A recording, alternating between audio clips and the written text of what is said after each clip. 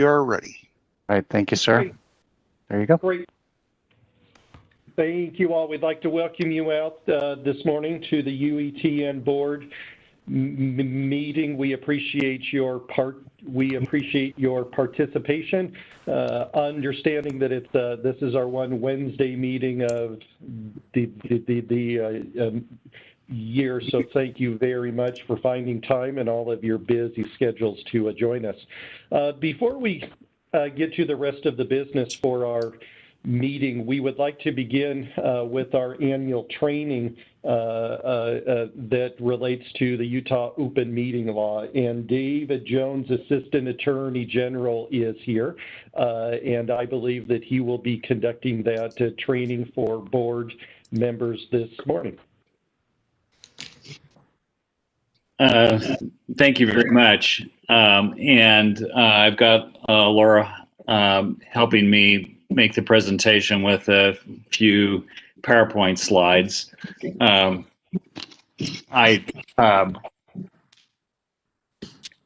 also just want to comment that the Open Public Meeting Act was modified recently due to the COVID pandemic, and we'll go over a few of those things. But the meetings that you're having right now are certainly impacted by those revisions. And Laura and I haven't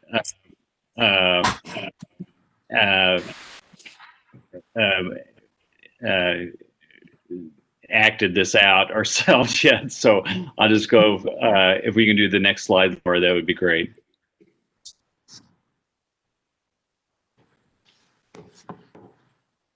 The training outline, we're going to be discussing the public policy, kind of the general rule with regards to the Open and Public Meeting Act, some of the definitions, the notice and agenda requirements, how to, when do you have recordings of those meetings, how to go about closing a meeting if you need to, and what happens with the record of those closed meetings.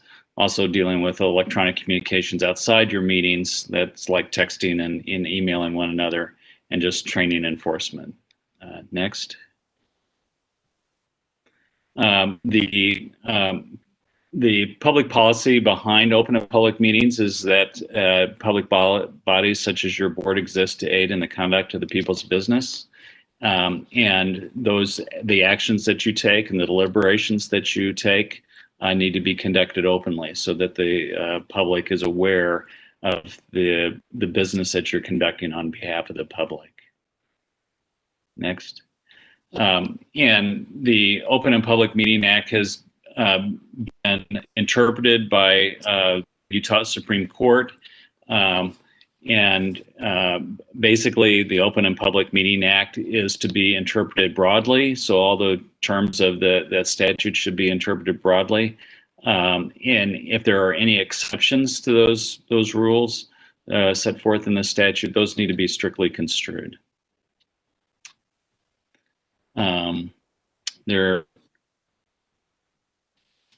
Next. And let me stop a little bit right here and just say that if you have any questions, it might be best to wait till the end. I'd be happy to talk to them at any time, but it's just really difficult for me to see if you're raising your hand at this point. But you are a public body, and a public body, sometimes it's really black and white as to whether or not a board is a public body. Other times it's a little more confusing. But a public body means any administrative, advisory, executive, or legislative body of the state or its subdivisions that's either created by the Constitution, a statute, a rule, an ordinance, or a resolution. It has to be of 2 or more people. I think you've got 13 on your board. It expends or disperses or supported in whole or in part by tax revenue, and is vested with authority to make decisions regarding the public's business. Like I said, sometimes this is really clear.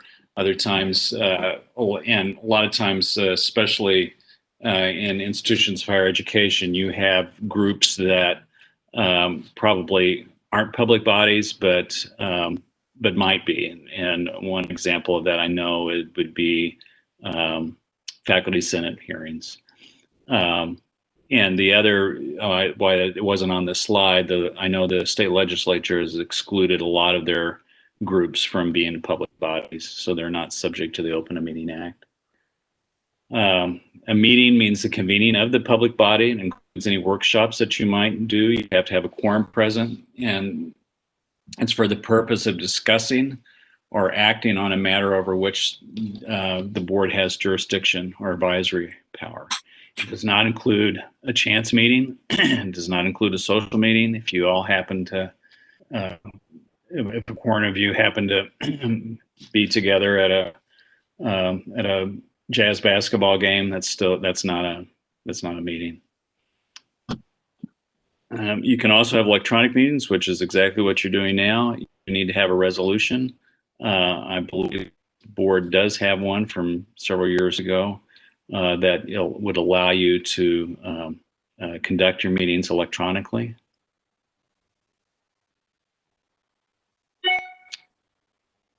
And a quorum is just a simple majority of the membership of the public body, unless there's some other law that says otherwise. So I believe your board has 13, so all you need is 7 members to reach a quorum.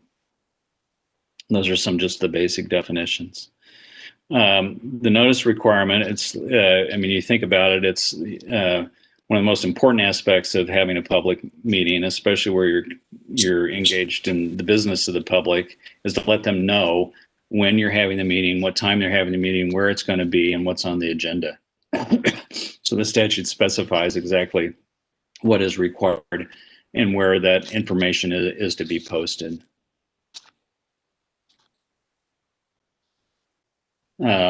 You are to give at least 24-hour notice. That is, the exception there would be as if it's an emergency meeting.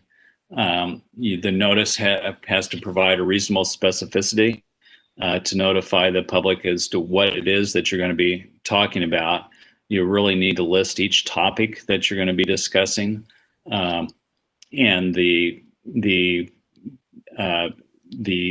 detail of which that topic is really geared towards what the statute says, just reasonable specificity to notify the public as to the topic that you're talking about. You can't take action unless the topic is listed on the agenda. The exception would be those emergency meetings, or the various topics can be discussed if it's raised by the public and the board says, yeah, let's discuss that. You can't take any action on it, but if the public is at your meeting and has raised a topic that's worthy of discussion, you can certainly do that at the time. Written minutes and a recording are required of all open meetings. And those written minutes need to, the statute specifies exactly what's included in those minutes. I believe this is usually not a problem, but these are the items that are required to be in your written minutes. So when you go about approving those minutes, make sure that those items are included in it. The recording of an open meeting has to be unedited from beginning to end, and the recording needs to be properly labeled with date, time, and place. You can have others record the meeting as you are. And when you have a public record, the pending minutes of your meeting that you're having today have to be made available to public within 30 days of today. And the minutes that you approve at your meeting today have to be available within 3 days after you approve those written minutes. The same with recording of the public meeting. And interestingly, it's the approved minutes, not the recording. That's the official record of the action taken at the open and public meetings, which is another reason not to look over your approval of last month's written minutes. Make sure they are exactly what it is that you've agreed upon. And the general rule is every meeting is open except when it's closed, which seems to make sense, but you need to go through. You can only close a public meeting for certain specified reasons. And those reasons, well, let's talk about this. First, you have to have a quorum present, and 2/3 of the members present need to approve the closing meeting. There's sometimes a conception that you have to close a meeting. You don't. You never have to close a meeting if you don't want to. In fact, you always have to vote to go into a closed meeting. You need to state the reasons why you're going to the closed meeting, how people voted to go into the closed meeting.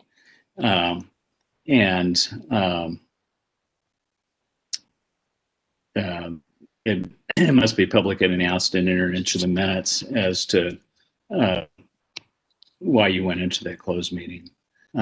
During your closed meetings, you cannot, there are certain things that you cannot act upon. You can discuss, but you cannot approve a rule or regulation. You can't approve a contract in closed meeting. You can't approve an appointment.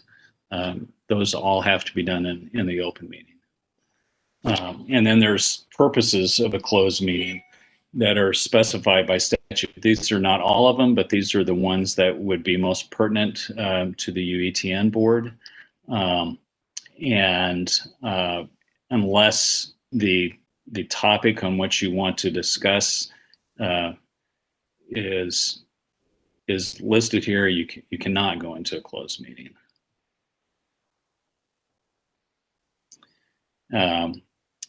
During your closed meeting, that you do have to record the meeting and the discussion. You don't have to have written minutes, but you can if you would like. The exception there is if you were to, there are certain exceptions to that. They're strictly construed. You don't necessarily have to have the recording or detailed written minutes in certain instances. And if you're worried about a recording of the closed meetings, those records are protected under GRAMA, and they would be subject to disclosure pursuant to a court order, but not otherwise. And then with regards to the texting and email that you do with regards to one another while you're not meeting, the act does not prohibit that. In fact, that's how most people conduct a lot of their communications between one another these days. So you're not prohibited from texting one another or emailing one another. The caution I would have is that you don't want to get in the situation where your texts and emails are deciding the public's business without them being privy. The other thing that you need to be aware of is that text and emails are subject to disclosure pursuant to GRAMA. This is training. There's the Act requires annual training, and enforcement of the Act is through the Attorney General's office. And compliance with the Act is required. There are certain criminal penalties if you knowingly and intentionally violate the Act. If your open meeting is disrupted by the public, you can actually have those people removed. And if you have taken any final action during a meeting that was not properly open, that action could be voidable by a court. This is a criminal penalty statute where a member of the public body who knowingly or intentionally violates or aids in violation of any of the closed meeting provisions is guilty of a Class B misdemeanor. As far as I know, this has never been prosecuted. If you have any questions, I'd be happy to answer them.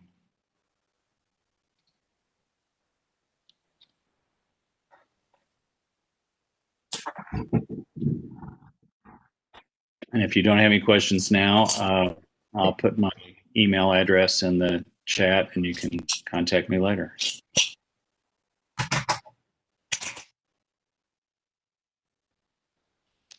Great. Thank you very much, David. Just one more chance. Anyone have any questions about the presentation?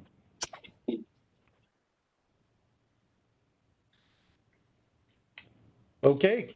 David, thank you again. We appreciate that, and I appreciate the fact that as a board we have this training regularly. It's a good reminder of our responsibilities and our obligations. So again, thank you very much for your help.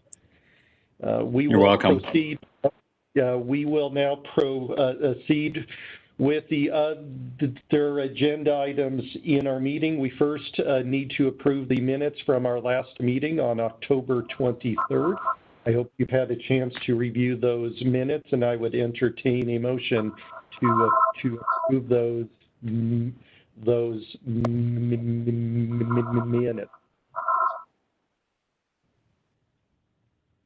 So moved. Thank Second. you, Steve. Okay, all in favor of approving the minutes as have been submitted for the October 23rd meeting, please raise your hand. I can see you all, so thank you very much. The motion passes.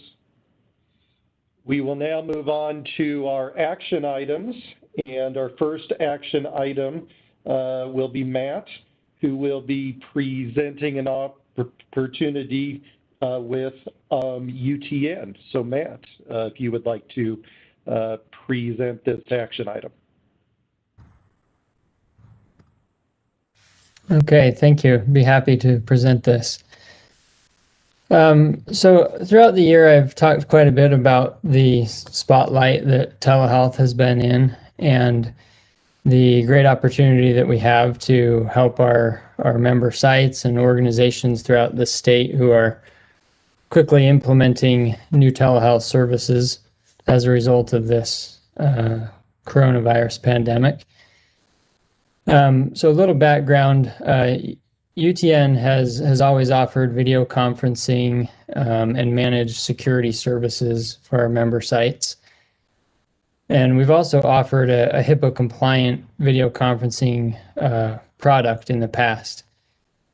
One of our CARES Act projects that we are completing is the purchase of a new cloud-based telemedicine platform. We did an RFP and entered into a contract to purchase this platform from a company called Visuel. And because we purchased so many licenses for all of our current member sites, we have the opportunity to sign an agreement with Visuel to continue to offer this platform to other non-UETN member sites and receive a discount. And so we brought this up with Chris Stout in the Office of General Counsel and with David Jones, and just wanted to let the board know of our intentions to offer this telemedicine platform to healthcare organizations who are in need of a telemedicine platform at this time. This pandemic has done a lot of things, one of which is it has waived at the federal and state level for a short time the requirement to use a HIPAA compliant platform. So a lot of healthcare providers and organizations quickly started using FaceTime or Skype or some other non-HIPAA compliant tool And when the public health emergency ends, they're all going to be required to go back to a HIPAA compliant platform. So we are in a great position to be able to help them and to be able to expand the use of telehealth in the state. And just want to let the board know of our intention to do that. And Dave Jones is obviously here, and Mars and others to answer any questions that you might have. So I think I'll end there. That's kind of my background information to this, and open it up to any questions that anyone has.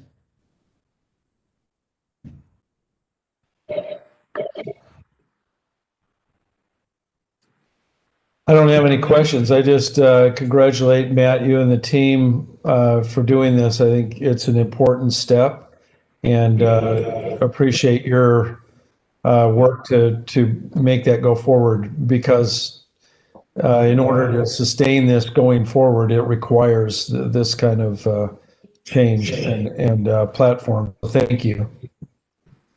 Thank you, Tad.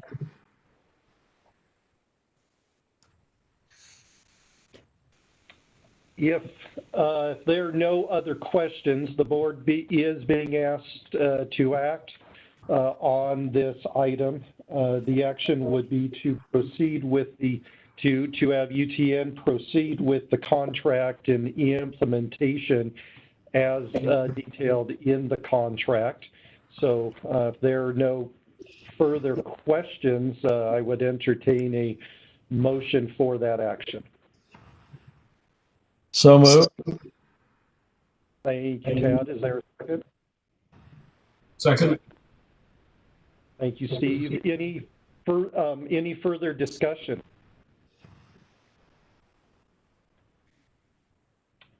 Okay, all in favor of UTN proceeding with the contract and implementation with the Visual platform, please approve by raising your hand. Any opposed? Thank you. Motion passes. The next item on our action agenda is the 2021 meeting schedule. You have in your notes all of the dates. And Denise, I'm assuming that all but December 1st, all of these dates are Fridays. Is that correct? Yes, they are. Okay. I guess the one thing that I did want is I was looking at these dates, and this does require board approval.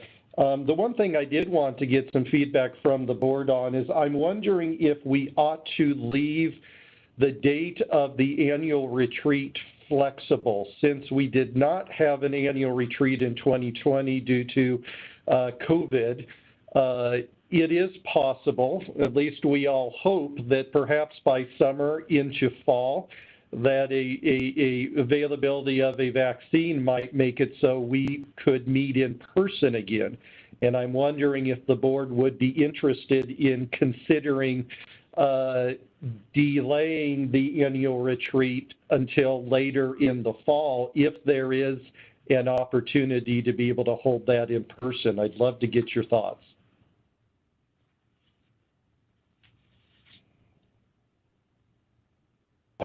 This is Colleen. I think that's a great idea. It would be so great to be able to meet in person if that's for us.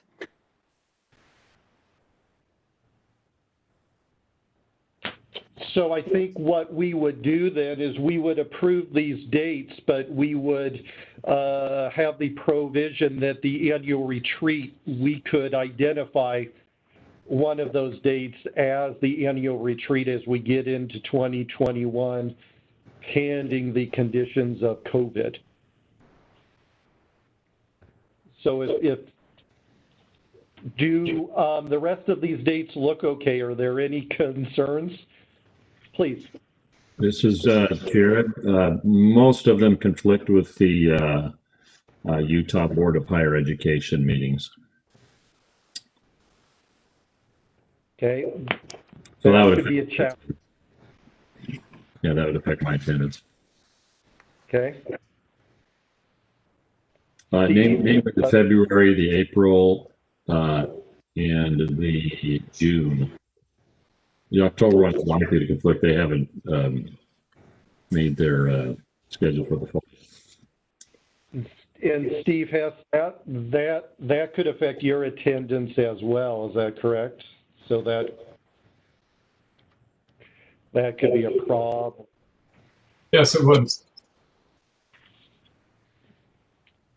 So, so Jared, you had specific dates. You've gone ahead and compared the calendars. Are there specific meeting dates that you know for sure? Yes. I catch those dates. Yeah, February 19th, April 16th, and June 18th. And it's likely that October will. They have not formalized their schedule past this fiscal year yet. Okay. I would look, Ray, and the team, of course, our next meeting would be scheduled on the 19th. I do have some concerns about it conflicting with the higher ed board. I think that is a problem. So I'm wondering here if we need to go back to work and pick some other dates for the February, April, and June at least. Robert, this is Denise. If I can make a suggestion, we've had these on Fridays for forever, but is it possible to maybe change it to the third Thursday of every month or every other month? It's a good question. Thoughts from the board?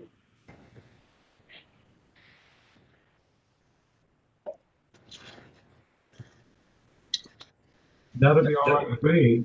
Friday is a busy time for board meetings. I would not be able to attend on Thursday mornings. I have a standing meeting every Thursday that I am required to attend, so that would be a conflict for me. Most Thursdays are fine online. Fridays generally are too. We just happen to hit the very same dates. The Board of Higher Education only meets every other month. So that's what we do too, is we meet in the even months.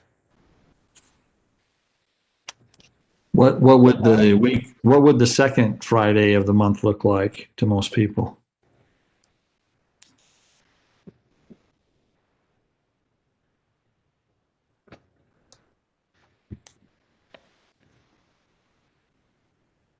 Second Friday or Thursday works for me. The third Thursday, I also have a conflict.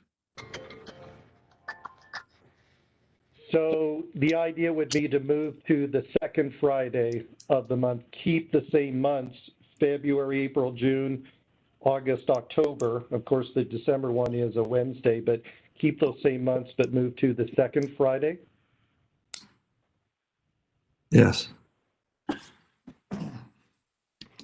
Denise, are you looking at a calendar? Are you able to give us those dates really quick, and we can propose those and even act on those dates?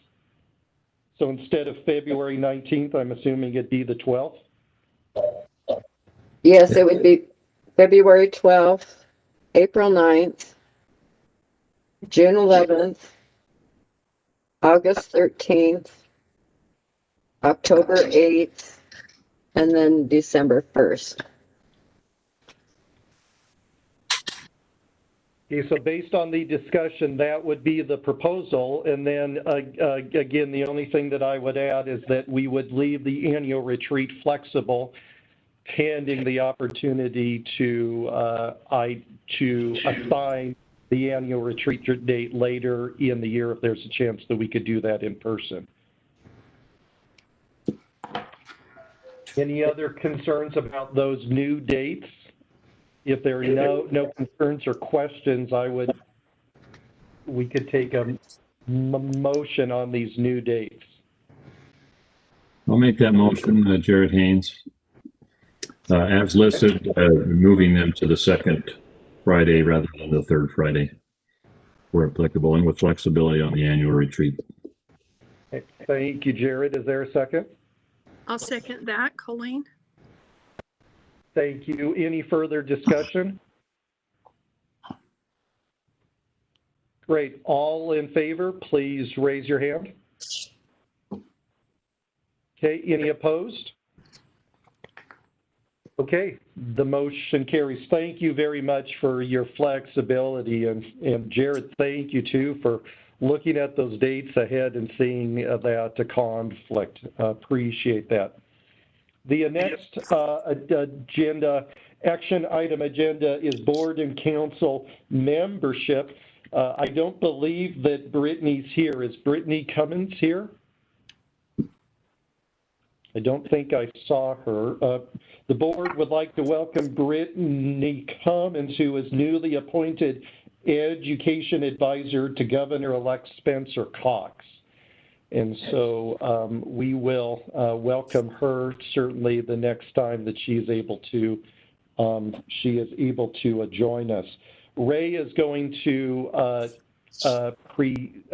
present a discussion item to the board concerning board membership. Ray? Okay, thank you. Just regarding Brittany, she is currently a member of the Utah State Board of Education, K-12. And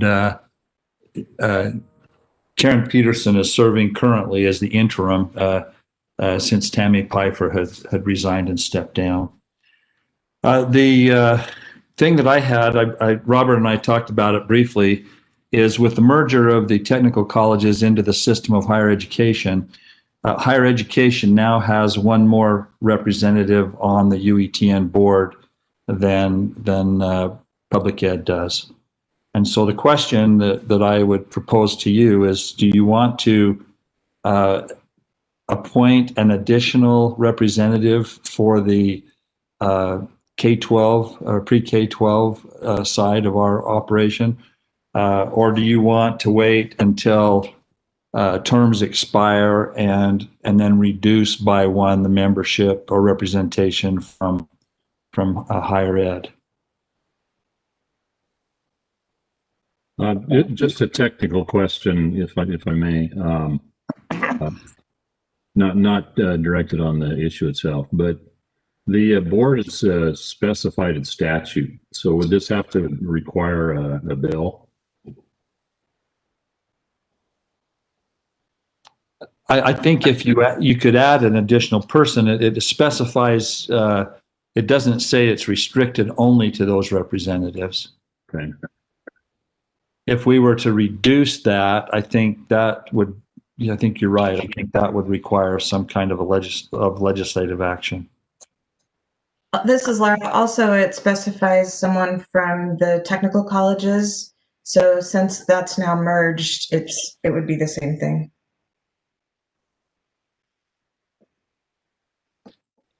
So one observation, just from administratively for the board, I would not necessarily be opposed to adding an additional member. There have been times when we have met the quorum threshold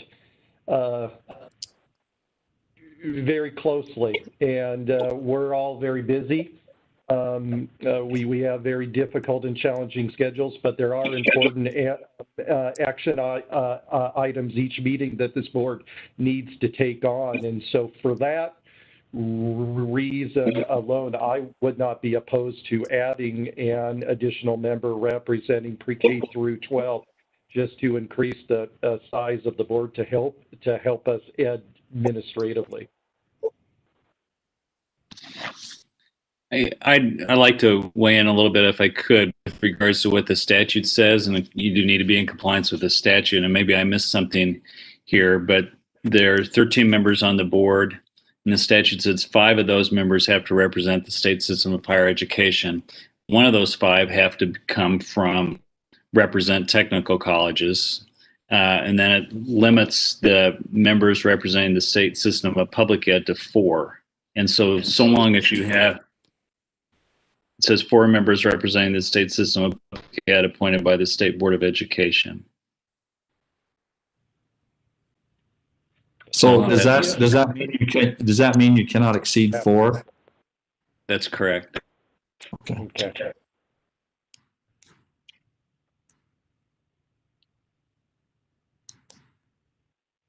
Sorry. No, That's fine. that's fine. That's what we need to be discussing. And Jared, I think that was getting to the question that you were asking too. Is what our abilities are. So Ray, is there still a concern with overrepresentation on the higher ed side? I don't believe so. I think the nice thing is it's very specifically wants to make sure that someone is on the board representing technical education, and I think this does that. Unless the board feels like we need to take action of balancing it out, that would require. It sounds like it would require us going to the legislature and having them, edit the law. I'm not opposed to recommending something to a friendly legislator if that's the sort of thing that we feel as a board is important.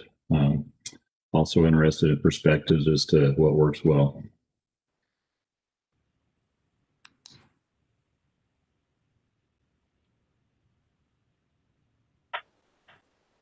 Okay, so we could do one of two things. We could either leave as is, or if the board would want to direct us to see about the possibility of adding an additional K-12 representative, we could do that. One of those two.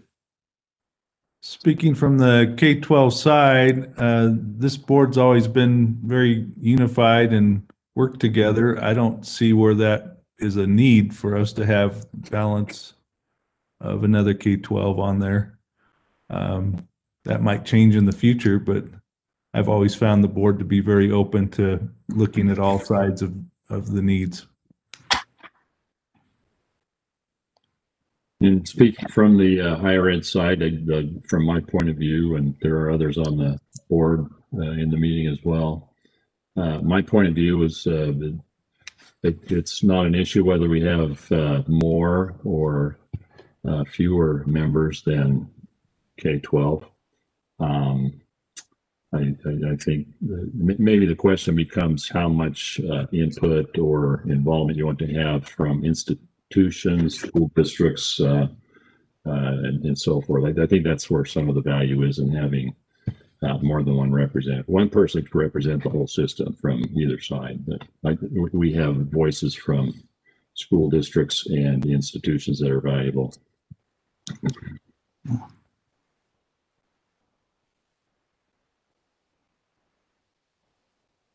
So I'm hearing the leaning of the board, and please correct me if I'm wrong. The leaning of the board would be to keep the current configuration, that there would not be a desire at this point to instruct the staff to seek legislative approval to increase representation. So we would just leave this action item and leave the board as is. Are there any concerns about that?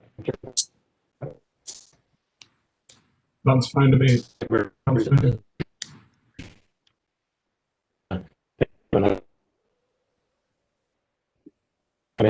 Maybe look. Hey, Rick. Hey, Rick. Your audio is pretty choppy, and we're not able. Can't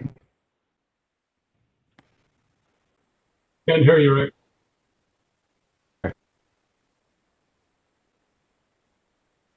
Okay.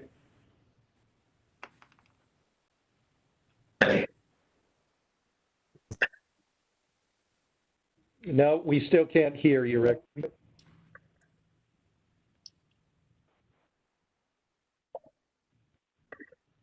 We could try to comment in the chat. Yeah. Okay. I think I heard him say we're okay. If anybody else has a different interpretation, please speak up.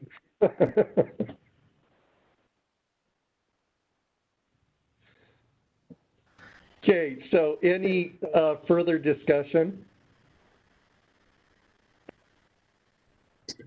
Given the statutory restriction on that, maybe that's the sort of thing that if there are other occasions where the statute is open, it's an opportunity to consider something. So, but I think we're fine to keep as it is. Great. Thank you all. Rick, if you're able to hear us, if you could mute, I think we might be getting a little bit of reverberation there. So, okay. With no further discussion there, it looks like we do not need to take action there. Then the last action item that we have concerning membership is Matt would like to make a recommendation to add an individual to the UTN Advisory Council. Matt, would you like to make that proposal? Yes, we've had a vacant at-large position on the UTN Advisory Council, and the council met and discussed adding Zoe Robbins, who is a DNP at the University of Utah. She's got excellent experience as a mental health provider. Also does a lot of work in the substance use disorder area, and has spent quite a bit of her doctorate project developing telemedicine education for nursing students. Has a lot of experience with using telehealth for mental and behavioral health conditions. So the advisory council was supportive of that, so we wanted to bring it to the board to ask for approval. Great. So the proposal is to add Zoe Robbins to the UTN Advisory Council, and I would entertain a motion to that effect. So moved. Thank you, Steve. Is there a second?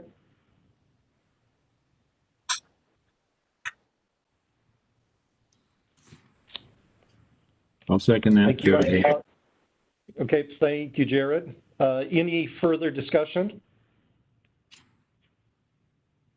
Okay, all in favor, please raise your hand. Okay, any opposed? Okay, the motion carries. Thank you very much.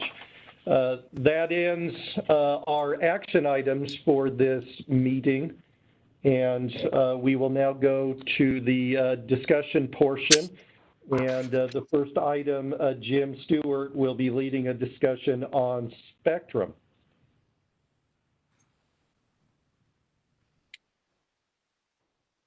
Go ahead, Dave. All right. Dave's going to be helping me with this. So Jim and I have been working on this together and discussing this. We wanted to lead off any spectrum discussion. We want to talk about all spectrum, and the ATSC 3.0 is part of the overall spectrum. We wanted to give Laura a minute to talk about what happens with a ATSC 3.0. Thanks, David. This is just an update on what's happening with broadcast in the industry. You may recall the board had a presentation about 2 years ago from some of our colleagues that are working on this. So in the last 2 years, you can see from the map on the slide, there's been a lot of advancement with markets adopting ATSC 3.0. The FCC is now calling this Next Gen TV, or broadcast internet. That happened over the summer that they started to call it that. This new broadcast standard is IP-based, so the idea is that it would be able to integrate with other IP-based services. I wanted to let you know the people in the stations in the Salt Lake City market, the Utah market that have already changed to this new standard, their logos are on the bottom of the screen. There's 4 stations that have done that. And then a new consumer-facing website has been released. It's the watchnextgentv.com. And this is designed to help guide consumers about the change and how that will happen. For KUEN, we were lucky enough to fund the cost of a new transmitter through our CARES funds. And so on December 3rd, we switched over to a new forward-compatible transmitter. So it will work with the new standard when we decide to switch over to that, and that's really good news. And that's about it in terms of updates on what's happening with this new standard for broadcast. Thank you, Laura. We appreciate that. Jim and I have been talking about other parts of the spectrum now for several years. A few years ago, he asked me to look into LTE and 5G. And in those conversations, I actually went out and did some research on my own and very quickly found that there were a number of opportunities that perhaps we'd been overlooking. And we live in a day and age where you really have to be paying attention to what's happening with all spectrum out there. So we're asking the board to indulge us this morning as we take you through a lot of terms and acronyms and some things. We've attached this to board docs, but if you haven't got it through board docs, this link here will get you out to an explanation of all the acronyms involved. That could be used to reference during the presentation and discussion of these things. But what's really exciting is there's a whole lot of spectrum opening up for use by the public, by organizations like UETN, and of course by industry all over. And as that's happening, we've actually given up some of our spectrum in the educator broadcast spectrum range. And we really want to get into a discussion about what that means going forward and why it's important to be paying attention to what's happening with spectrum out there. We get the advertised things all the way or all the time. And as we get the advertisements about 5G and those kinds of things, understanding how that's actually going to work becomes critical. So Jim, if we can move on to the next slide there. So I think it's important to know where we sit as an organization in terms of national leadership. These are partnerships that we've formed. We're part of the Shelby Alliance or coalition there, Schools, Health, Libraries, Broadband Coalition. The CBRS Alliance is that's public radio or spectrum that we're involved in there. The Quilt leadership role, the Internet 2 Futures and Wireless Working Group membership, in collaboration with MDREN in Maryland and Merritt in Michigan, and of course the University of Utah and the Power Project there. All of these have made us a leader across the country. People look to UETN for what we're doing, and let's move on to the next slide there. So this is what those groups, those national groups and organizations are saying about us. They're saying that we're always leading, we're always a willing partner, we're great to collaborate with, and there's a technical depth and ability in the organization that allows us to reach out and participate in and take advantage of all of these different aspects of the spectrum. Just like Laura was introducing us to the TV broadcast spectrum, there are all ends of the spectrum that we have capacity at UETN to access and use to the benefit of our members. Let's move on. So this is a video we wanted to introduce you to. This is what's going on up in Michigan. They're calling this their Moonshot Project. I'll just preface this video with saying to you that they are looking to us for what our next moves are. They're one of our partners that is very impressed with the directions that we've been able to take as an organization, and what we are doing is informing this Moonshot Project. So let's go ahead with that video.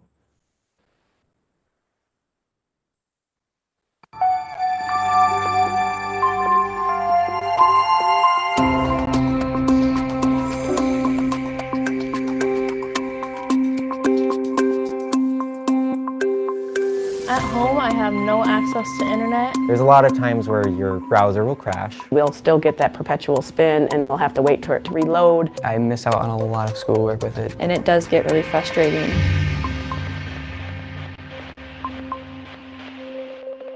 It will load eventually, will probably take like 15 minutes just to load one page though. I turn on my computer and then I'll go get dinner. And then by the time I'm done with dinner, my computer's loaded and I can log in. Let's say the YouTube video is like 5 minutes. That'll take out their Wi-Fi for like 3 days.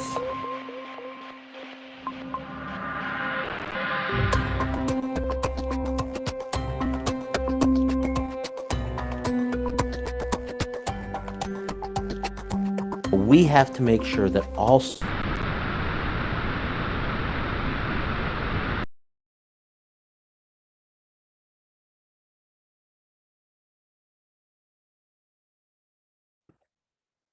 Still stuck back in the 20th. It's kind of a curve and it's not really fair to us. There's a lot of issues at play. Our climate, our rural neighborhood.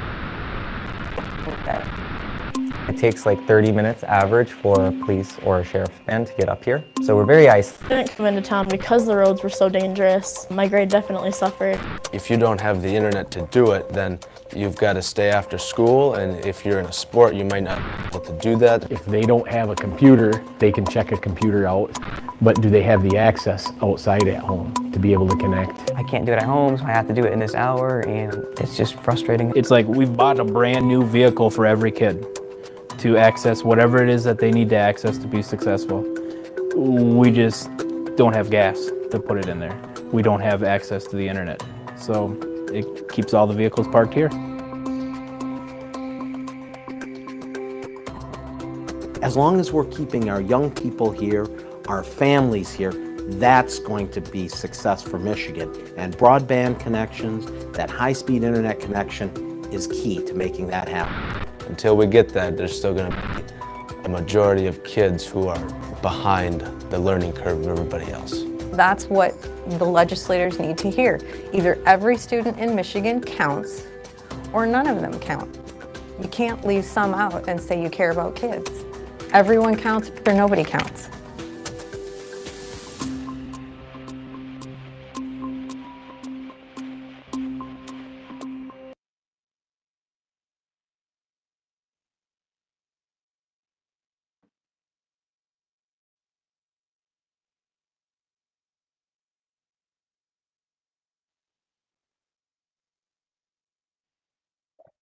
Dave, are you muted? We can't hear Sorry, you. I've unmuted. I didn't want to have feedback Okay. with the video. I was wondering if I had technical problems, so. No, it was me. All right. That said, that example from Michigan is shared by education everywhere. It doesn't matter where you are on the planet. And we have examples of all of those same issues right here in Utah, in K-12, in our colleges and universities, in our telehealth. It doesn't matter where you look. That's the problem. And so, again, why are we looking at other solutions out there? And I think this experience that Jim has had the last few years and Steve has observed is a very telling side to why we're looking at this now. So, Jim, if you want to just share about 5G in the future. Thank you, Dave. So it goes back 3 or 4 years with Steve, and I think he was in good humor telling me a few times that 5G is the future. We won't even need these fiber-based networks in the future, and so that really got me thinking a lot. And I was looking around for different information about that, and I had one of those moments at the Power Award back in April of 2018, where it just was like everything came together for me, because one of the speakers was presenting and talking about how 5G was really wide. It would carry just all this data, but it was really short too. It just doesn't go very far. It doesn't penetrate through walls very easily. And then the payoff with what he said, and I've been able to find this out on the web in other locations, but he just says, we're going to need to increase the radios by 10 to 100 times. And that made me really realize, I had to draw this conclusion, that we're going to need a lot more fiber, and we're going to need to extend that fiber out as far as possible. And it's the fiber networks that are very complementary to what we're doing or what we will do with 5G. And then 5G is just fifth generation. It gets better and faster, but it's going to use the same spectrum and do many of the same things that the 4G is doing now.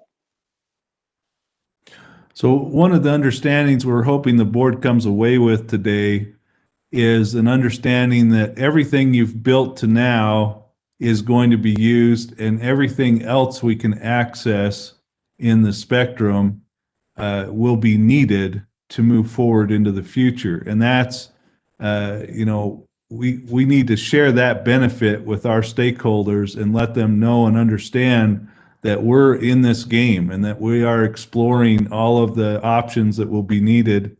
When Jim says hundreds of fiber connections to all these antennas and things that are going to be put up for the 5G, we're already seeing evidence of that need in some of the projects that are out there right now. Let's go to the next slide.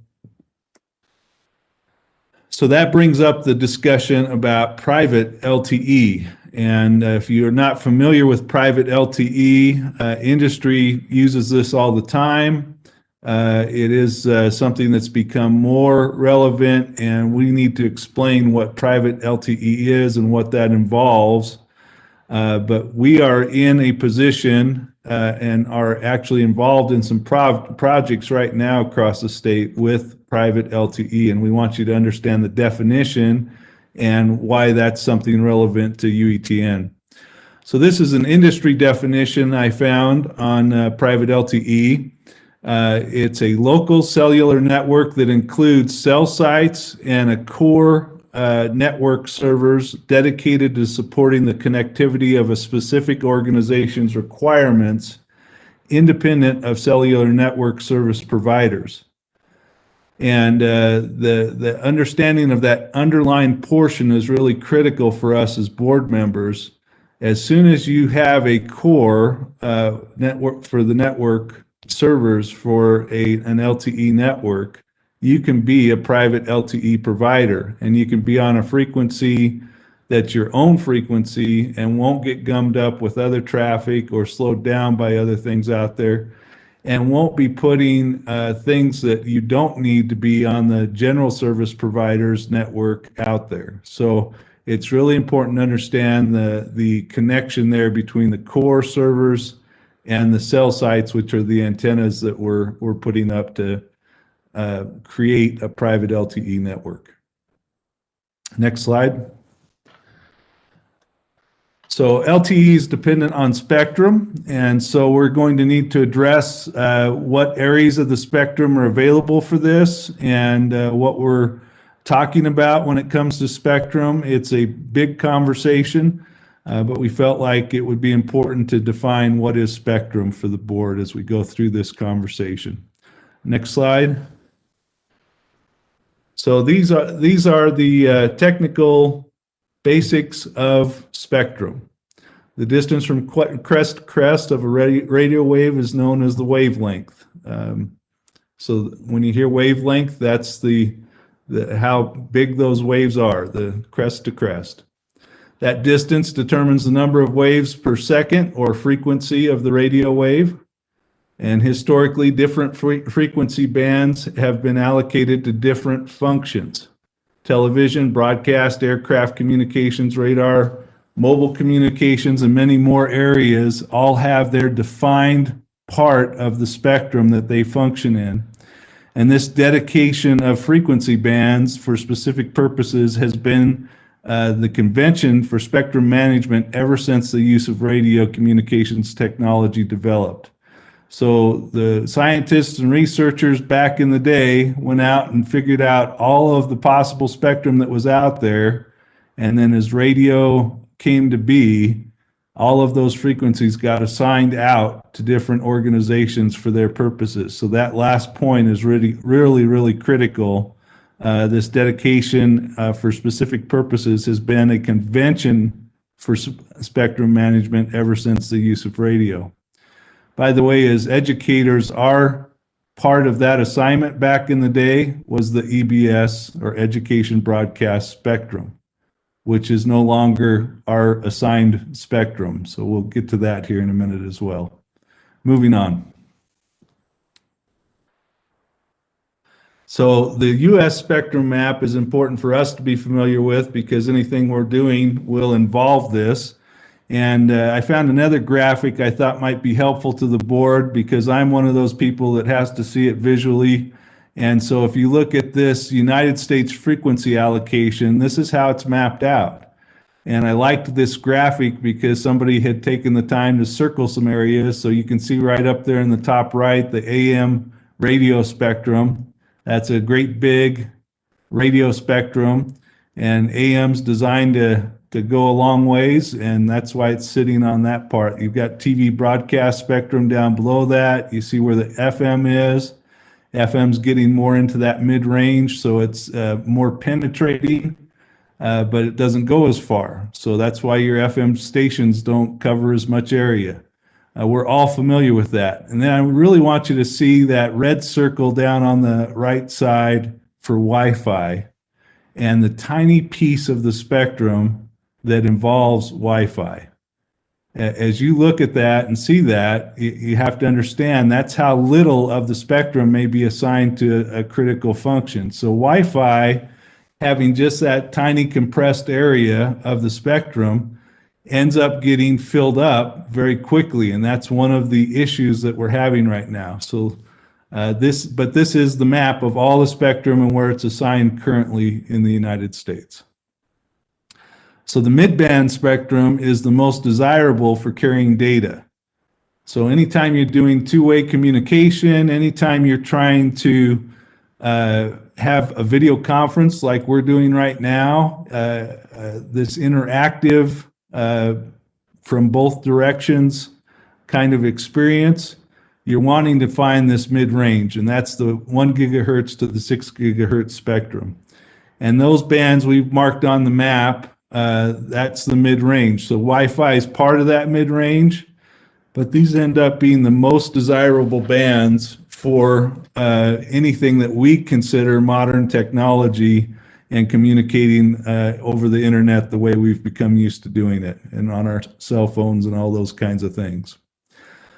So as you look at these mid-range bands, again, very small slices of this are what we're talking about. So today, when we're looking at CBRS spectrum, we're talking about a very, very thin slice of these mid-range bands. Can you point to that, Jim? Yeah, It's right in that area there. Yeah. So on that second band, just the very beginning of that, in that red underlined area, that's what we're talking about with CBRS. The education broadcast spectrum, which now is being used by Sprint and Verizon and anybody else who could bid for it, again, is a very small area, but it's the most desirable part of the band because it goes far enough and it carries enough data in a way that penetrates into buildings and other things. Really, that became one of the high commodity things when the spectrum auctions came up recently, and it was essentially taken away from education and given to private industry to do with as they please at this point. So we don't want to cry crocodile tears over that. It happened, and private industry, in defense of them a little bit, are looking to partner with us and others to look at ways that that spectrum could be used effectively, and they've so far been open to some good conversations about that. So we're hoping that continues. Let's move on. So now, why UETN should be interested in this and why this is the time for us to be interested in it. And it all comes down to that access. It's what we saw in the video. If we don't look at all the spectrum that's out there and what we're able to participate in, we're going to miss the benefit of providing access to our students and to our telehealth and our libraries. The whole purpose of UETN is about this access. And if we're relying on 5G areas to do this for us, 5G doesn't work without us getting it to people, and you can't get it to people unless you have a way to go further than its normal range. So access becomes a very critical part of this conversation. So just to emphasize again, let's look at this. Spectrum is the most scarce resource that's out there. It's all assigned. You have to watch for when it is available, and it's now become critical for us to get in this game. And the main reason for that is we just have to ask ourselves as board members, when's the last time you got out your Ethernet cable and plugged it into something to connect? And if your answer is it's been a long time, that's the reason we need to be involved with this right now. All communication is becoming wireless. And whether we have a server or something connected, we still have to have a wireless means of getting to that wire for the speed and the experience that we're looking for. So the Wi-Fi spectrum we showed you on the spectrum map was a very tiny slice. And that makes it very crowded. And we're at the point, we've been watching this for over 10 years now, and very worried about it getting crowded and to the point that it would become not user-friendly. Some of the buffering that's happening in schools and other places is because using Wi-Fi as your answer to wireless access will not always get you where you want to be. And we had this experience as we went to the Supercomputing 2018 conference. Jim was involved with hosting that, or not hosting it, I guess running the background to that. So we had an insight into what was up and running and what worked and what didn't work. Walking into the convention center there in Denver, there were 600 rogue Wi-Fi hotspots in operation before anything got set up. And when you think of rogue hotspots, it's anything that's giving connection out there. So it could be somebody's cell phone, it could be somebody set up an access point, it could be something else, it could be an IoT device that somebody set up. But all of those can have a detrimental effect on how well the Wi-Fi works. So one of their first responsibilities showing up on the floor was to identify rogue Wi-Fi hotspots and how to deal with that. By the time they got to the week of the show, they were dealing with 2,800 rogue Wi-Fi hotspots because everybody at the supercomputing show knew how to do a workaround of some kind. So they had to chase all those down and go after that as well. And it was the classic nightmare of those providing access, that you've got all these folks in there with enough capability to really mess up what you were trying to do there. And they were able to see on the monitoring of this that one rogue Wi-Fi hotspot could cause the performance to decline as much as 90%. And there were areas on the floor where you just could not get signal because something like that came up, and they would have to identify that and get it shut down. Anything else you want to say there, Jim? We had teams that were going around just trying to, and there were hit squads. We were not really kind about it, but it just had to be done. You know, and so I think the other thing I'd say about this is we don't think that Wi-Fi is going away by any means, but No. this private LTE is very complementary technology to what we're doing with Wi-Fi, and we know we're going to have Wi-Fi for a long time to come. So, and with that point, something I want the board to understand is if you have a Wi-Fi spectrum device operating and you have a private LTE device operating, they're in different parts of the spectrum. So both can operate over the same area, and devices within that area can operate off either one, Wi-Fi or the LTE. And so it becomes a redundancy that becomes very favorable in a school site setting or any other high density user area, because you have multiple frequencies in use in the same area. So again, wireless connectivity is dependent on the spectrum, and that's why that point about spectrum is important, that you have it in multiple frequencies and you're not just all Wi-Fi. If you're a single solution anymore, you're going to have lots of glitches and timeouts and other things happening. It is now and the future, so we want you to understand that this is not something we're talking about starting to do or advising that we start looking into it. These are projects that have been going on all over the country, and we've been tuned into this, and we're now taking advantage every chance we get of the wireless projects that are out there in the different spectrums that can be accessed for our students in our telehealth and others. I also wanted to bring your attention to this slide. This is my adaptation of what UETN should be looking at in terms of the use of spectrum out there and setting up a private LTE network.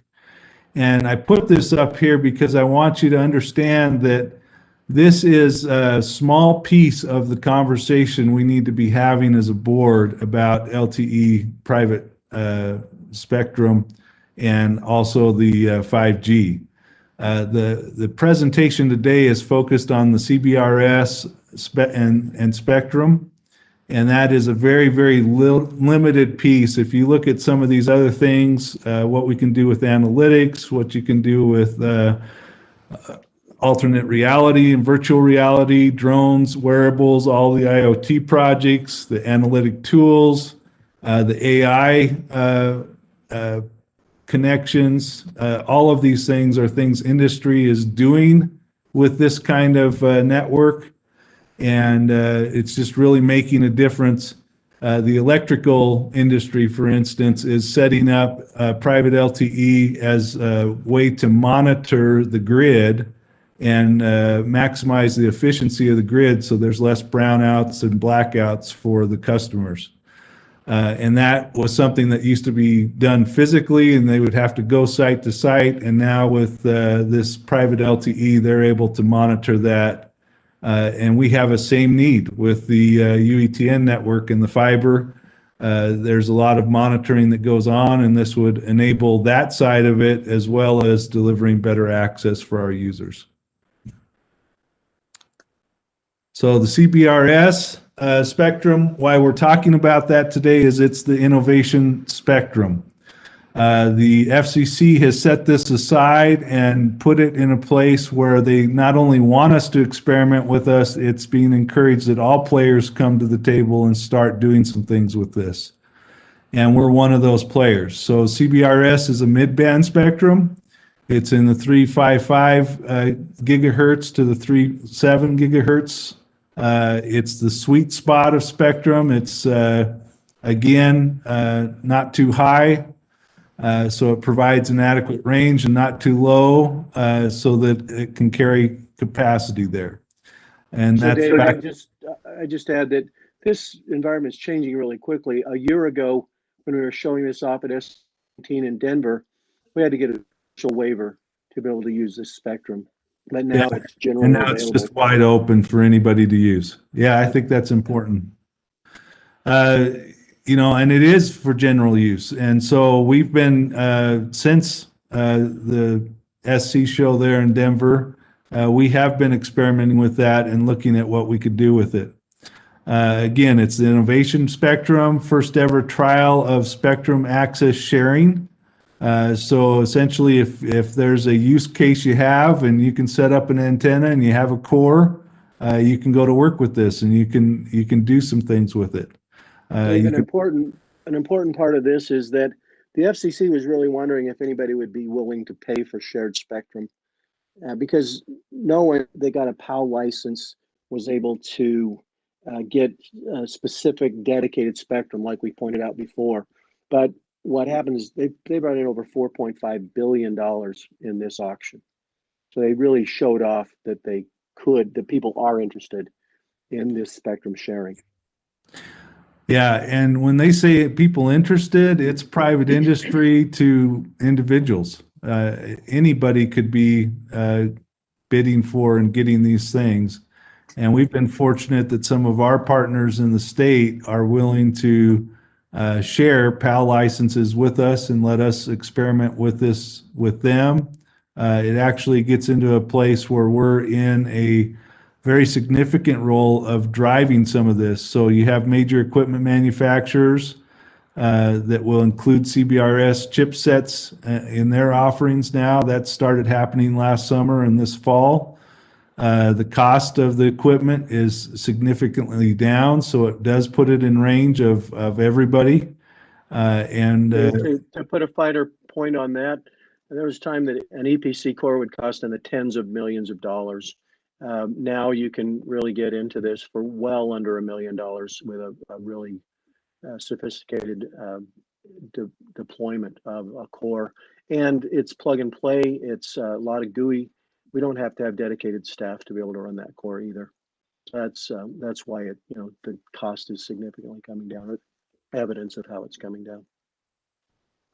Okay, let's move on to the next one here. So the other spectrum we want you to be aware of, and we've talked about this before, but the education broadcast spectrum. And this is a very, very desirable spectrum. You're talking the 2495 to 2690 megahertz or the 2.5 gigahertz. That really is an awesome spectrum. So it's a locally licensed prime mobile spectrum band. The frequency ranges are used for advanced 4G services in the United States, and it's very useful also for 5G. So if you have access to an education broadcast spectrum band or license, that really can change a lot of things because you can do some 5G things and all kinds of things that we talk about in terms of using the network or wireless out there. It's very desirable because it provides a compromise of distance. It goes up to 9 miles and high data rate. That'll become significant as we have conversations about some of the projects later in this presentation. But 9 miles of carry is a really, really big deal. 5G does not go very far. You're talking within a mile or just a couple miles. It's not going to get very far at all. The CBRS and the CBRS spectrum. And the CBRS. So something that can go 9 miles, now you can do with one antenna what you might have needed multiple antennas to do and multiple connections. Technology can now support private deployment of education broadcast spectrum radios, equipment and applications. In the past, we've leased this spectrum to national carriers, most notably Sprint. And that leasing of that gave them a use case and not us a use case. And that's part of why EBS is not with education anymore. So that's something we have to understand. If we're not creating a use for these things and showing that we are going to use spectrum for our needs as well, we're now cutting ourselves out of certain markets, and we have to avoid doing that. The tribal EBS priority, and just back real quick at Sorry, Dave. The tribal access window recently closed, and this allowed many tribes to secure EBS broadcast spectrum. So where we didn't jump on it as educators, the tribes were paying attention, and they do have access to some EBS spectrum. So, and that'll play out significantly as we look at some projects here as well. Go ahead, Jim. So what's happening in private LTE in Utah? Let's take a look. We have several district pilots going on throughout the state. Before we jump into this, I point out that we're going to highlight San Juan. Very small part of what San Juan is doing with the CBRS, but they are, we wanted to point out that how critical wireless is in that rural area, and note that part of what they're doing is CBRS. It's not by any means. It's not all of it. No. Right. Yeah. Thank you. So looking at San Juan, we've discussed this for years on the board. We've been trying to get fiber down into the reservation areas and into the San Juan School District.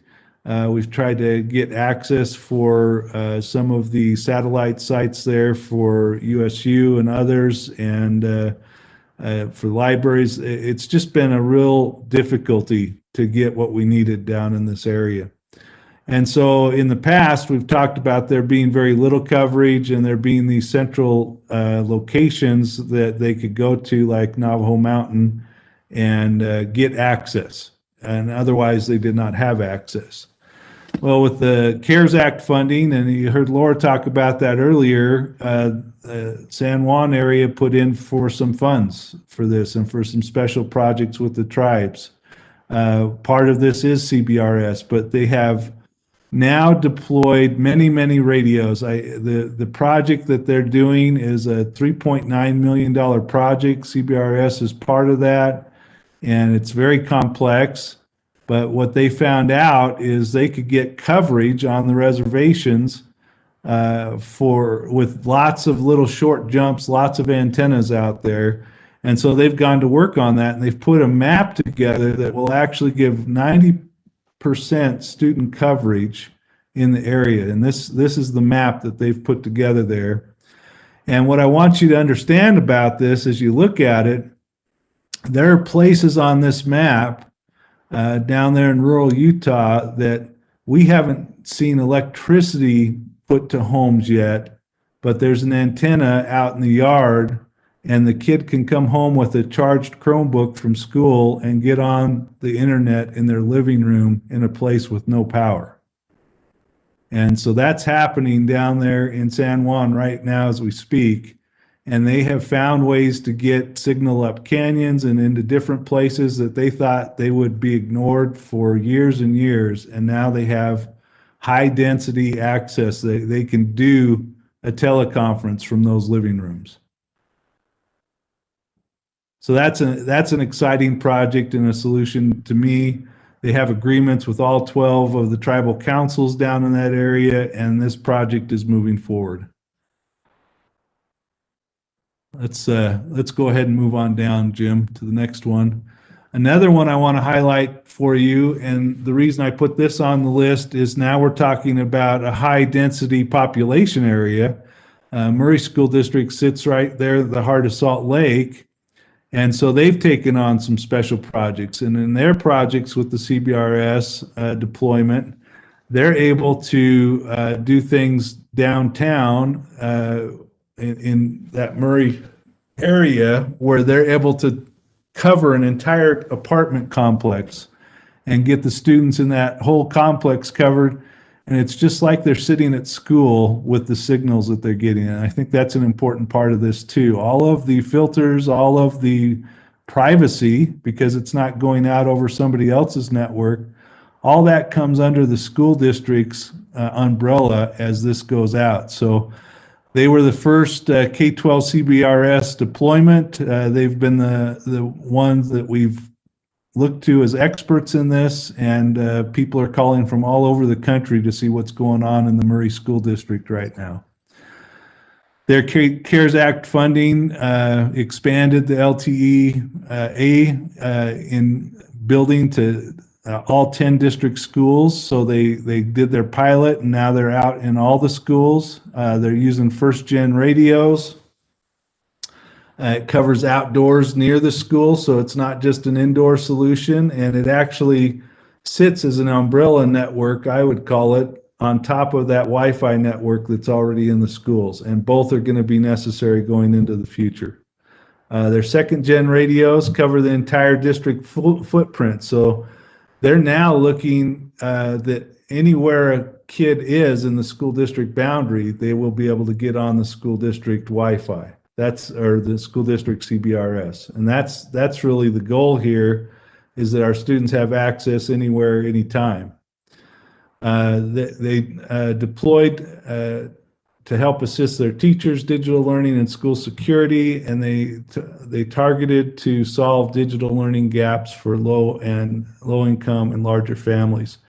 when you get 3 or more people in a household trying to use the network, and you're on a traditional hotspot, here in Beaver, we've seen those hotspots use all their data for the month, even though they're unlimited, within a day or two.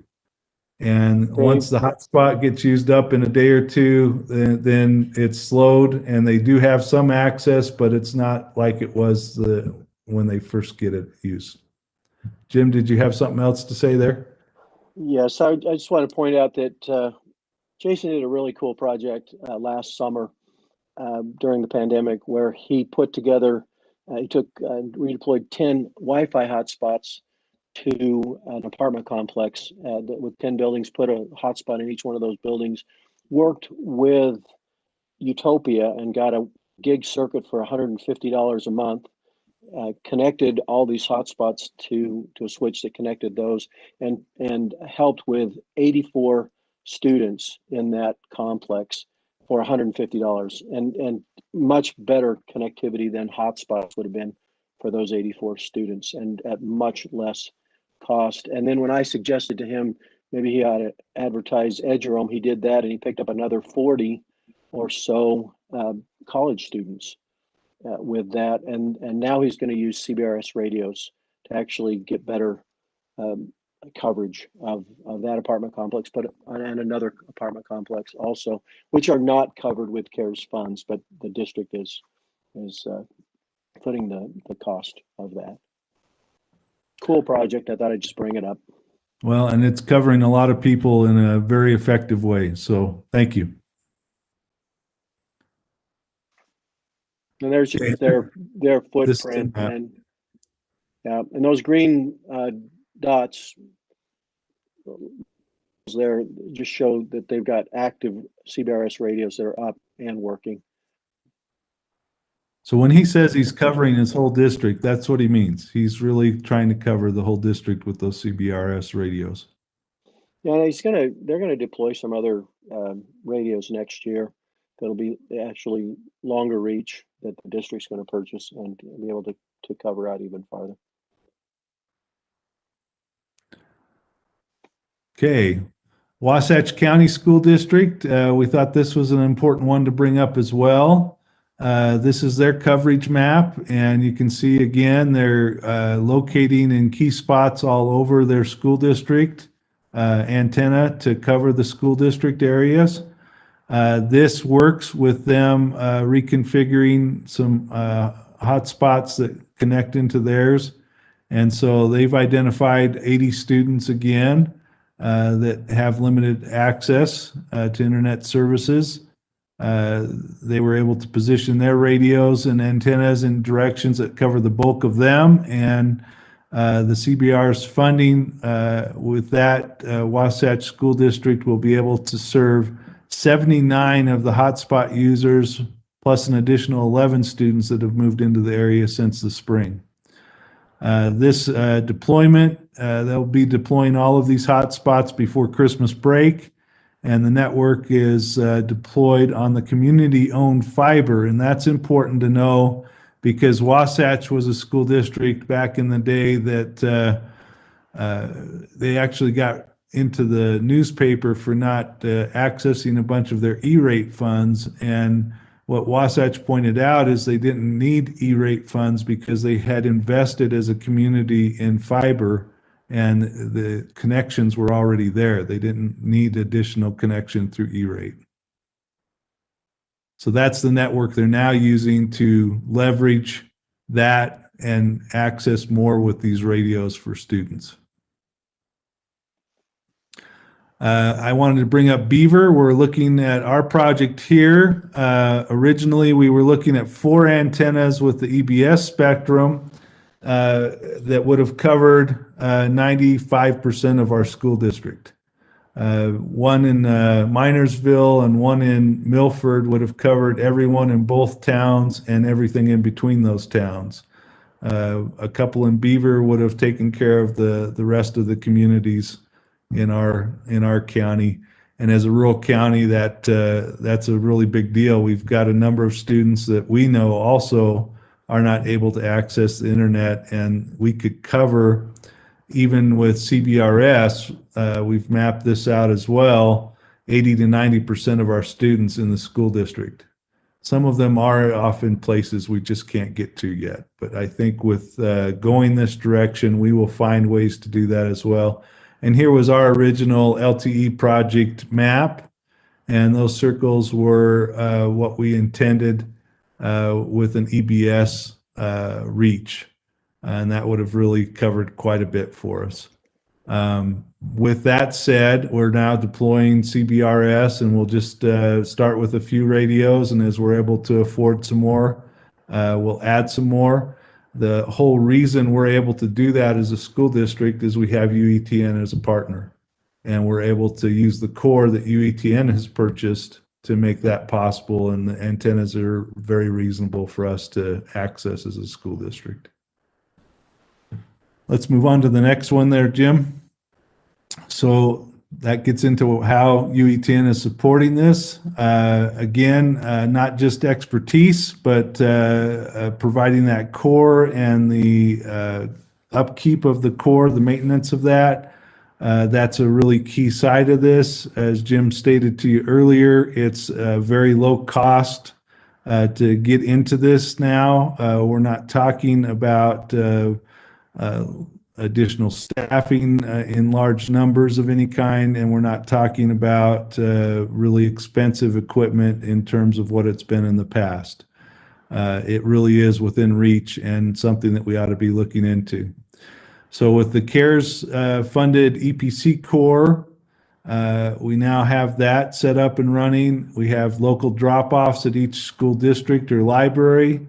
There's 30 pilot sites, 25 different LEA and library sites are being piloted right now.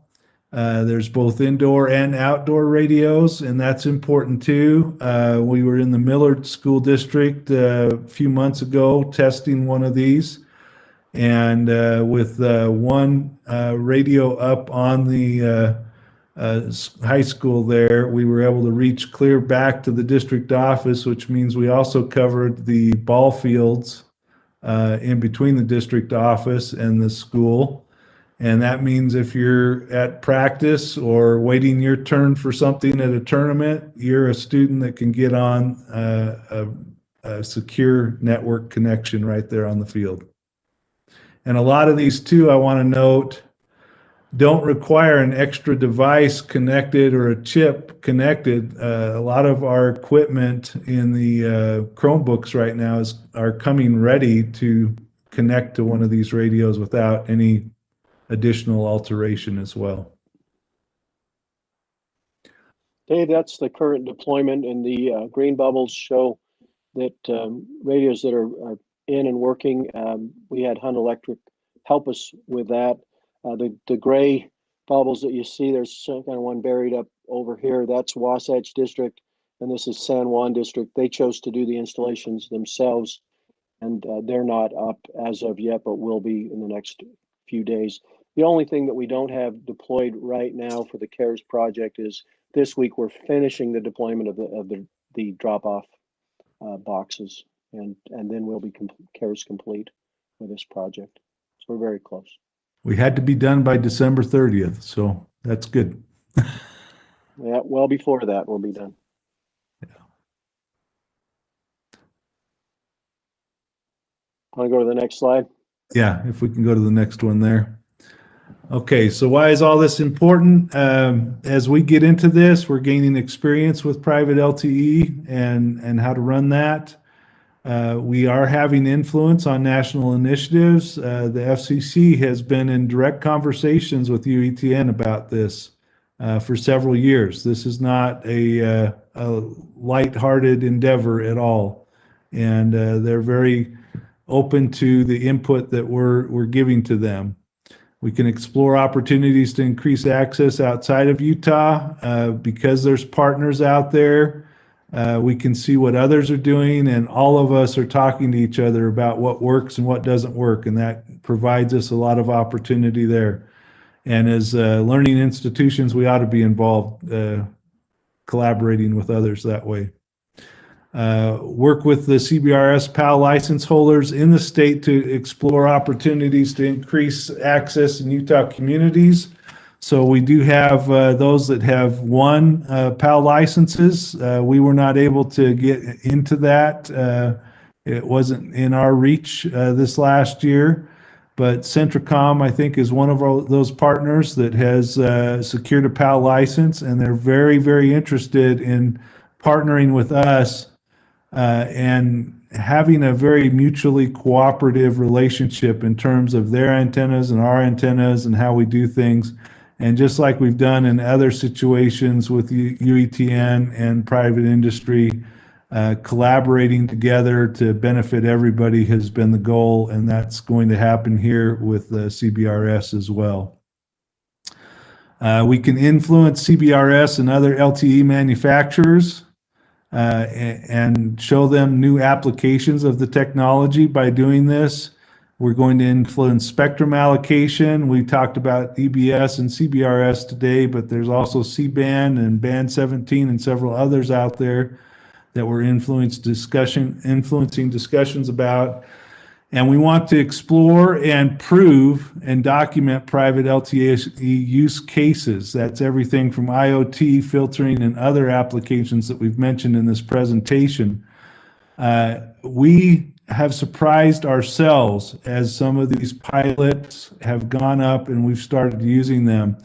Edgerome connected seamlessly to some of the CBRS networks that are up and running. That meant, again, that privacy is secured. Some of those privacy concerns go away because we're not on somebody else's network. We're on our own network. And so the data is traveling over our system, and we're keeping track of it, and our filters apply. And all of the things are like a student was sitting in the school, but it works at home the same way. So most important, we've got the Powder Project, the benefit for the University of Utah research and additional research funding will be available. There's lots of big dollars attached to this kind of research out there, and we want to be in that game as well. We're talking big grants involved, the kind that get universities' attention, not school districts. We don't qualify. But anyways, provide more secure and robust wireless options. We've talked about how it works as another access or redundant service, and increase access to our stakeholders. These use cases should be a great example to you as board members in terms of what's out there and in use right now, and how that's providing more coverage for more people that's reliable and consistent. And it makes the best use of our network resources. Again, we're not talking about getting rid of everything we've invested in. We're talking about adding capacity through our existing fiber circuits, Wi-Fi, internet, etc. Yes, it's very complementary technology to what we already have in place. Yeah. So that's our presentation today. I hope I didn't bore you to tears, but this has been a passion of mine. Jim and I have talked about this for years now, and I've known there were better ways to get access for our people. And it's this last year has really proven the need that we have out there for exploring all the options that are in front of us. So thanks for your attention. Any questions from the board members or others? Yes, this is Colleen. I do have a question. I was just wondering in my mind, David, what Centricom was going to do. You know, they're all into dark fiber, and one of your slides said that dark fiber just isn't going to be, you know, the wave of the 5G future. So is a private organization like Centricom or anybody else that sells dark fiber, will they need to reinvent their business in order to stay relevant, or what happens to those guys? Well, I think all of us are in the process of reinventing our business through this. And that's why they're interested in partnering with us on our projects, because they don't know all the use cases yet. And they're suddenly starting to realize there's people out there that are going to step into this arena and use it, whether they're in the game or not, and they want to be in the game. So they're going to up their game here. Exactly. I think I can say a little bit about what Centricom's doing. I've had several conversations with them, and they have these PAL licenses. They have acquired a lot of them around the state. I don't think they have access to them yet, but they're going to have access. But prior to that, they've put up a lot of CBRS radios. They're proving them out with the general access availability. There's 80 megahertz of bandwidth available through GAA, and they're already working in that area. And they're certainly asking them the same kinds of questions that we're asking ourselves: is how do you approach the future? And they're working to reinvent themselves. And there's some really interesting things that we're talking about that I don't think would be appropriate to talk about right now, but that we'll bring to the board in the future, and some really exciting announcements of how we're going to work together with Centricom. But we hope to prove out with Centricom something that will not only benefit us, but roll out to other carriers on a national level. And that's part of why we're working with MDRN in Michigan in Merritt to really see how we work together with local carriers and with other private networks and national carriers. So it's a small subset of what we hope to move out and make available. So and with that point too, Jim, I think it's really important that we point out to the board members, we're not looking to compete with private industry with this. That will never be the goal here. And if we get going down any kind of road that looks like we're taking away from them, they're not going to be partners anymore. They're going to be competitors, and we don't want to put them in that realm at all. There is plenty of mutual benefit in approaching this the way that we're doing, and we will always be looking to partner with what's out there. So that's it goes back probably 2.5 years that we've started talking to our carriers here in the state, letting them know what we were thinking, and we want to partner with them. We want, in no way do we want to build something outside of what they can do, but they can offer a lot of benefits and a lot of help to us. And what we're hoping is, because it's education, that we'll benefit from what they're doing with CBRS at a settlement-free level. So it's not going to cost us much or anything at all, is what it looks like right now. I hope I'm not. Go ahead. It's just fascinating, David, the things that you said. I'm going to need to re-go through your slides and your presentation again, just to be able to absorb all of that, because, we're all into literacy and getting everybody reading in the state and all of the things like that. I'm not into the technology. When you start talking acronyms, man, 5G, 4G, I just have to say, gee, David, and so I guess what I'm saying on that is the state library would like to collaborate with you guys, count on what you guys are really good at, which is all the technology aspects of it, and capitalize on what we're really good at, which is coordinating and collaborating with all the public libraries and academic libraries and everybody else in the state of Utah.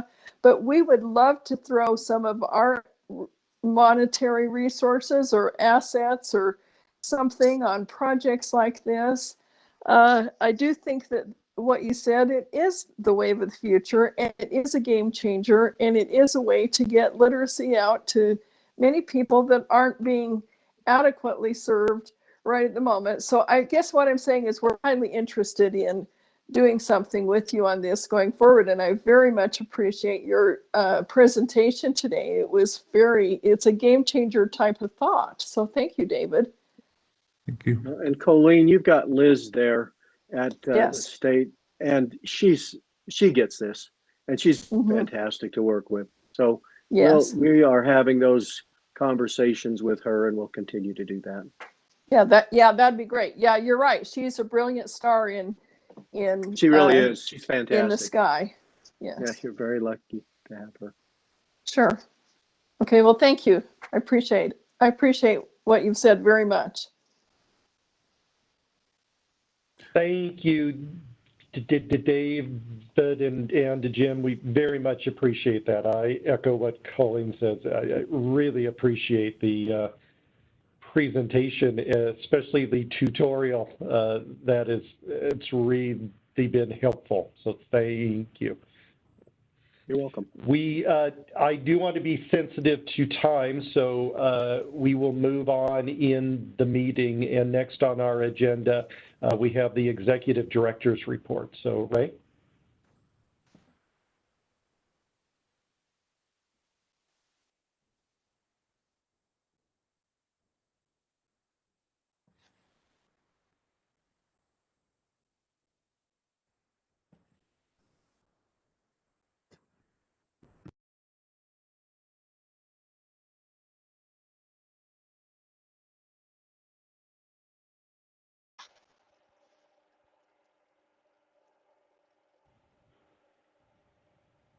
That's not what we want to be seeing.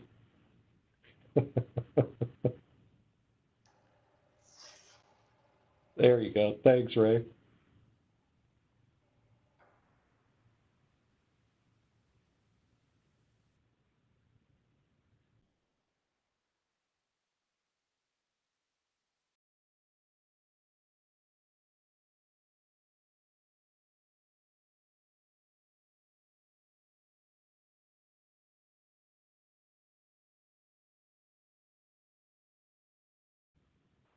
So, Ray, we aren't hearing you. If you are talking, you are muted.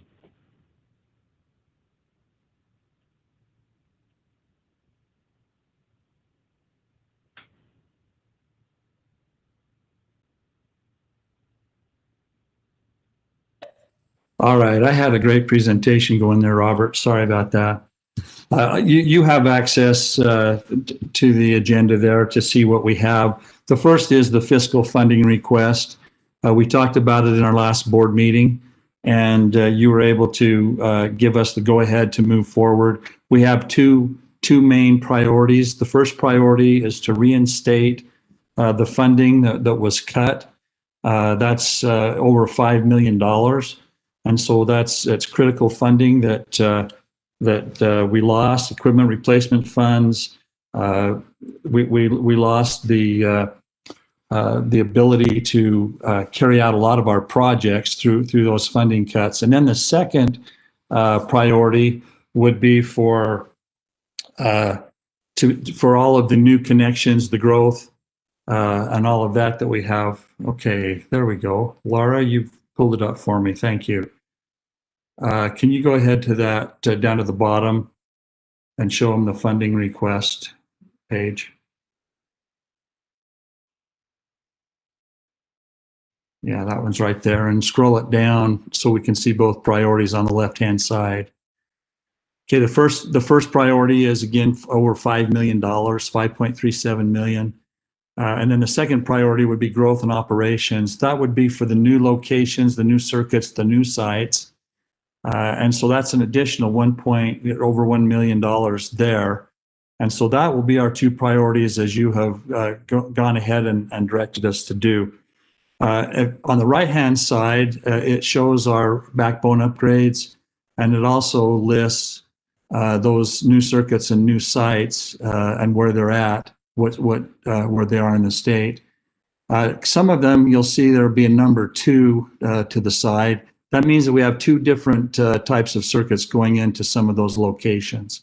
So, and then down to the bottom right-hand corner, we have 565 statewide upgrades that we're going to be doing. So that's part of that funding request. Again, it'll be about $6.5 million that we'll be asking for. Scroll down and see the page 2 of this, Laura, if you would, please.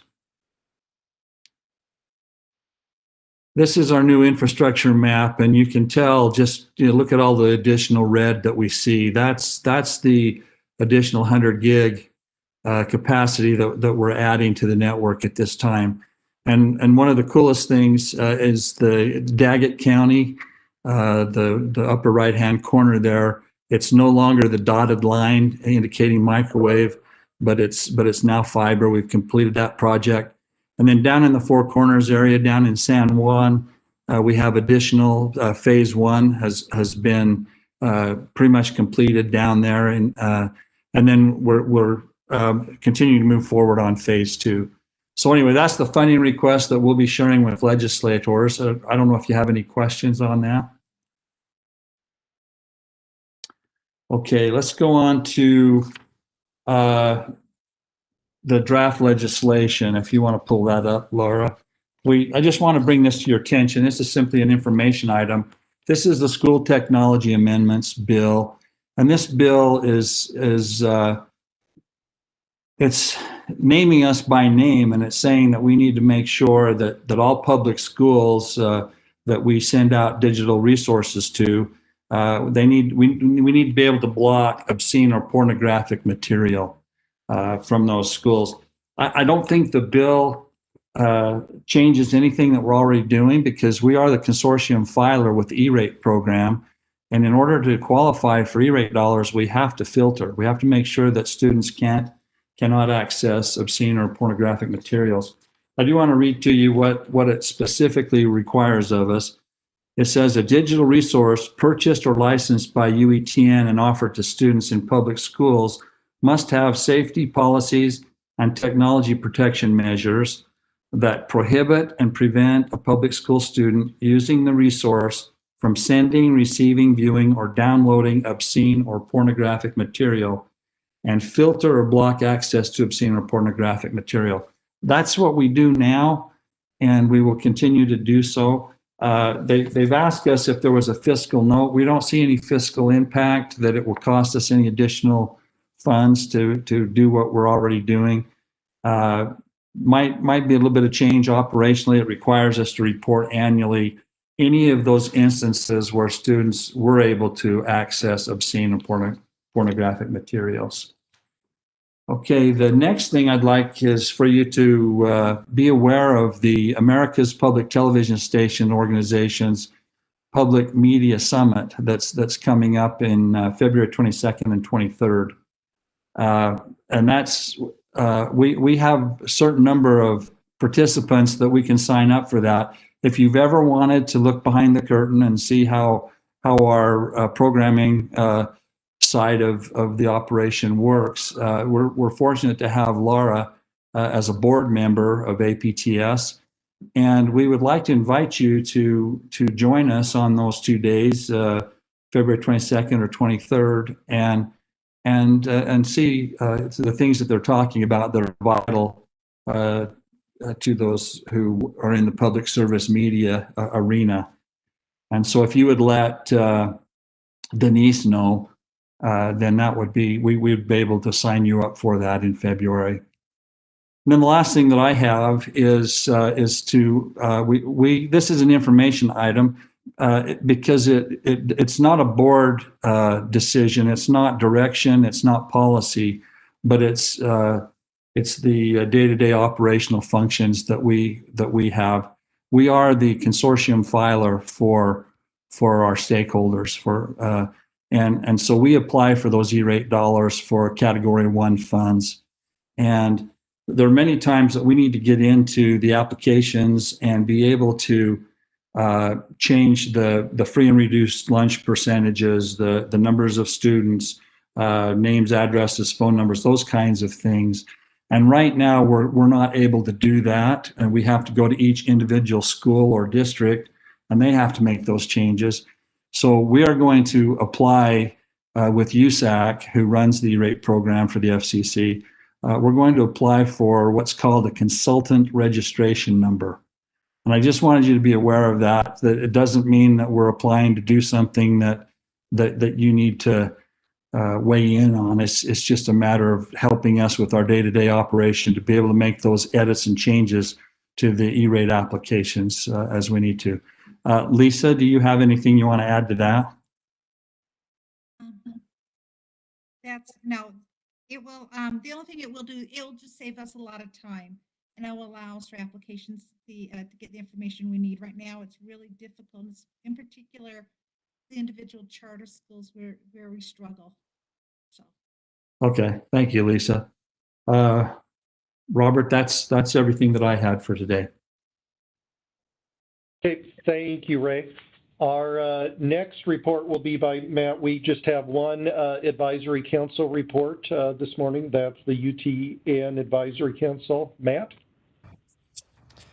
Yes, thank you. I'll keep it quick here. UTN Advisory Council did meet earlier in the month. We had a great meeting.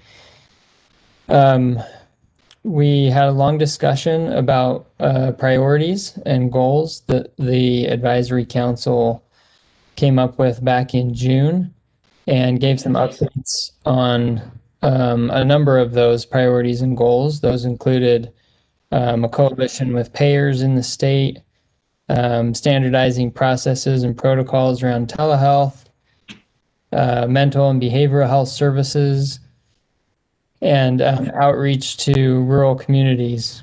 In particular, we invited Senator Escamilla to attend our meeting and present a bill that she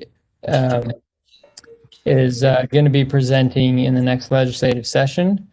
This bill is titled Mental Health Access Amendments, and the bill essentially defines some terms for telehealth and also allows telehealth to be used as a platform to treat and diagnose mental health conditions. They've been able to do that previously, but it clarifies a few things in the bill. There's a lot of interest at the legislative level on telehealth and how we can expand access to care through telehealth. And I'll just mention that we are hearing reports from many of the healthcare systems and providers in the state that telehealth is plateauing right now at about 15 to 20% of total care being provided. So that's huge. And that includes Intermountain Healthcare and the University of Utah. So 15 to 20% of all care and patient visits are happening virtually still. We'll see if that holds out as the pandemic hopefully starts to wind down over this next year. And then I guess lastly, we just provided a number of updates of things that UTN is working on, including our CARES Act projects. We have 8 projects and most of them have been completed and are being wrapped up. And went over the calendar for meetings in 2021. So I think that's all that I have as a quick update. Great, thank you very much. Any questions for Matt? Okay. Well, thank you. We have reached the end. I was wondering, we just have 2 minutes left, and it's a 30-second, and maybe we could end with a season's greeting way to end our meeting. Laura or someone, would you be willing to perhaps share the digital season's greeting YouTube? I don't actually have it queued up, so maybe James, if you could get ready to play that, and I'll fill the time to tell you, yes, it's 30 seconds. We started broadcasting the video on December 1st, and we've been sending it out to our various email lists to all of our different constituent groups. I say this every year, but I think it's the best one that we've done ever, so it'll be a tough bar to exceed next year. I look forward to them every year, Laura. I'm glad. So is there someone who can pull that up? There we go. Thanks, Tim.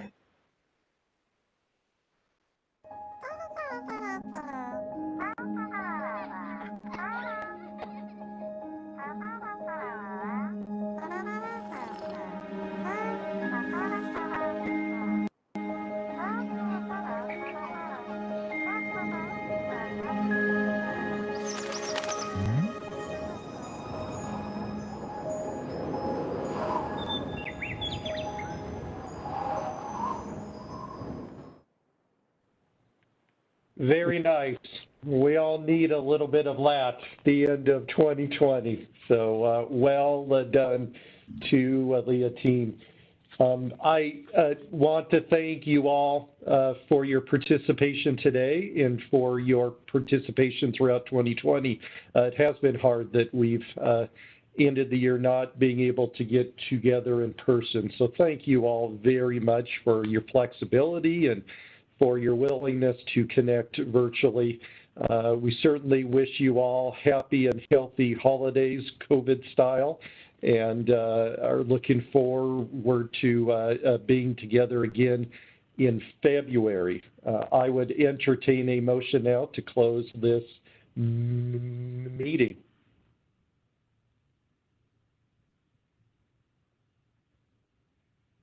I'll make that motion, Jared Haynes. Thank you, Jared. Is there a second? I'll second. Thank you, David. All in favor, please raise your hand. Thank you all. The meeting is closed. Happy holidays.